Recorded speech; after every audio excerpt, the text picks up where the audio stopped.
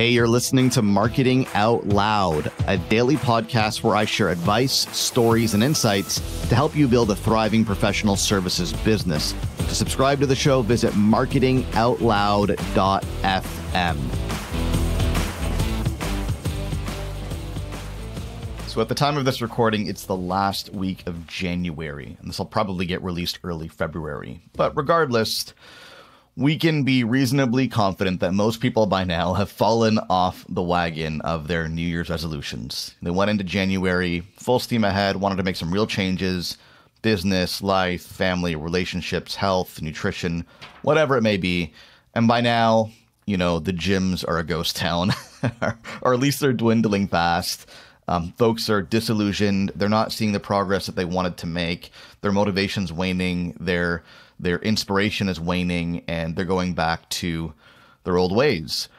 And, you know, I'm thinking about this, and what I found in my life and definitely in observing my clients is that to really stick to the path required to achieve your goals in the long run, you either need pain or progress.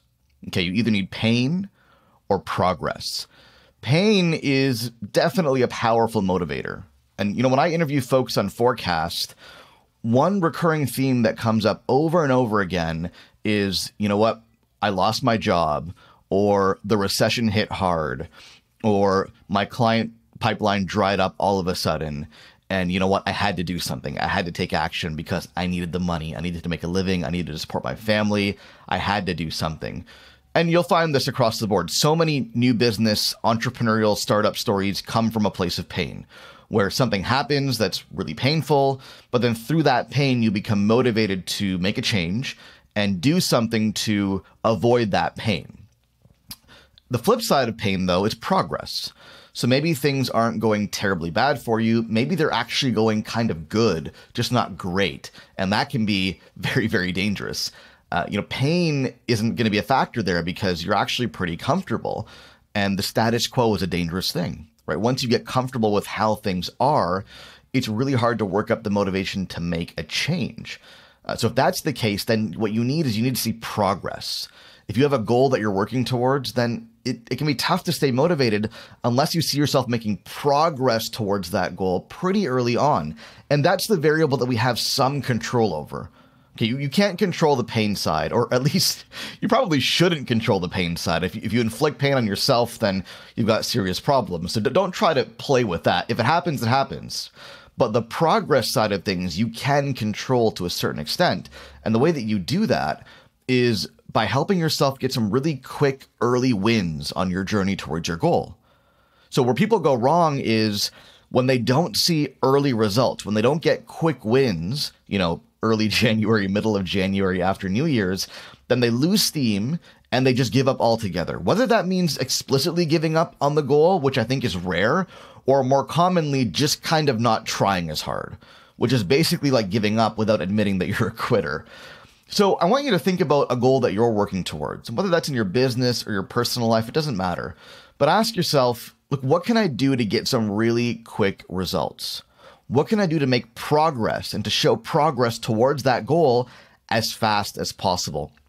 And then go and focus entirely on that. Almost forget about like the big picture goal and focus entirely on that quick win, those quick results, because then that gives you a milestone to focus on. So instead of chasing this big picture goal that almost seems kind of unachievable, makes you uncomfortable, chase a smaller goal that you can achieve quickly. That's a milestone on the way. So, for example, let's say your goal is to sign 10 new clients this quarter. Okay, well, that's great. 10 new clients. I mean, you certainly need to know what that means for you and how that'll change things for your business and your life. But don't just go ahead and say, okay, I'm going to get 10 new clients this quarter and then just go and start doing stuff, right? That's a good way to get really disillusioned and demotivated really quickly. Instead of doing that, set yourself a goal for the month. Maybe this month, I want to close 3 or 4 of those clients. But then don't stop there. Set yourself a goal for the week.